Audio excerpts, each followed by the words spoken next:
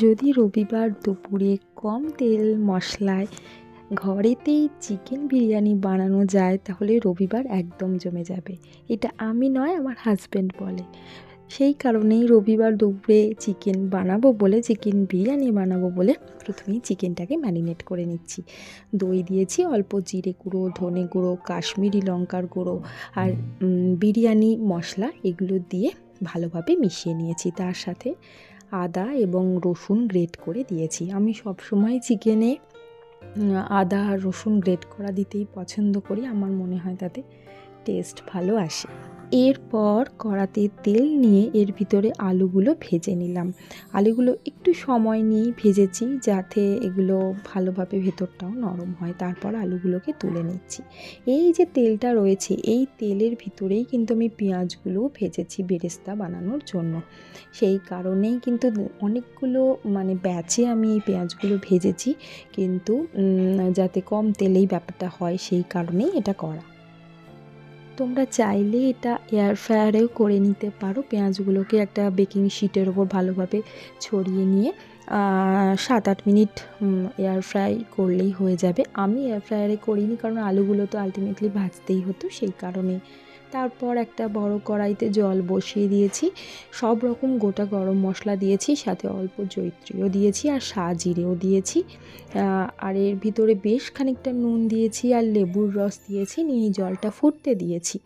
এই জলটা ফুটে গেলেই এর ভিতরে চালগুলো ছড়িয়ে দেবো।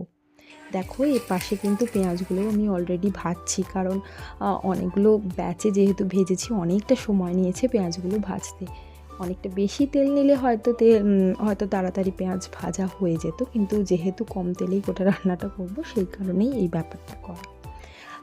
এদিকে চালটাও মোটামুটি 60% to 70% হয়ে গেলে আমি আবার এটা ছেঁকে নিয়েছি। আর এই পাশে দেখো, এই কড়ার ভিতরেই যে পেঁয়াজ ভাজছিলাম, লাস্ট ব্যাচে যে পেঁয়াজটা ভেজেছি, তারপর ম্যারিনেট করা চিকেনটা দিয়ে ভালোভাবে কষিয়েছি। এই যে চিকেনটা যে কষাচ্ছি, ওর ভিতরে অল্প একটু টমেটোও দিয়েছি, তোমরা নাও দিতে পারো, যেহেতু ম্যারিনেশনে দই আছে, না দিলেও চলবে। একটু ছোট কড়াই হয়ে গেছে, সেই জন্য নাড়াচাড়া করতে একটু অসুবিধা হচ্ছিল, কিন্তু তাও আমি কাজ চালিয়ে নিয়েছি।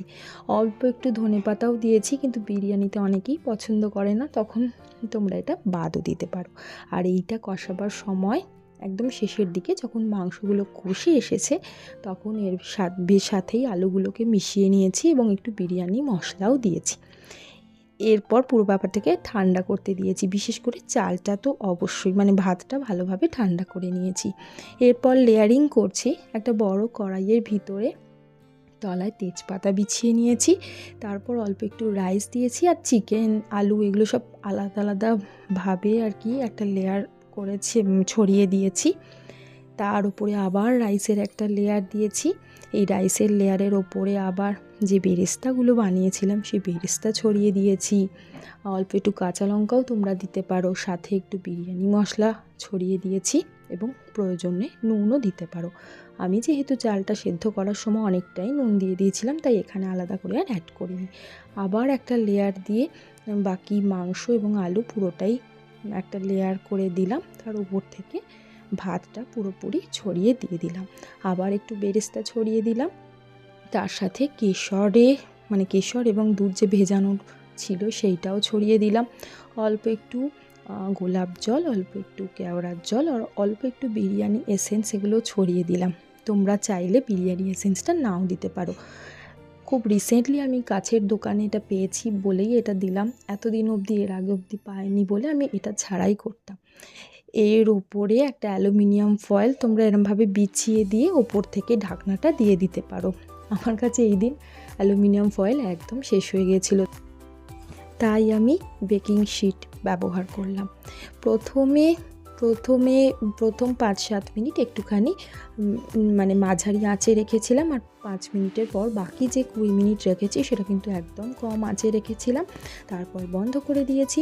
তোমরাই দেখতে পাচ্ছ যে কতটা ঝরঝরে হয়েছে, একদম রিচ হয়নি, কারণ যেহেতু একদমই বেশি তেল মশলা নেই, কিন্তু বিরিয়ানি খেতে খুব সুন্দর হয়েছিল। তার সাথে পাশে রায়তা বানিয়েছিলাম, সেটা দিয়ে সার্ভ করেছি। কেমন লাগলো জানিও। আজকের মতো টাটা।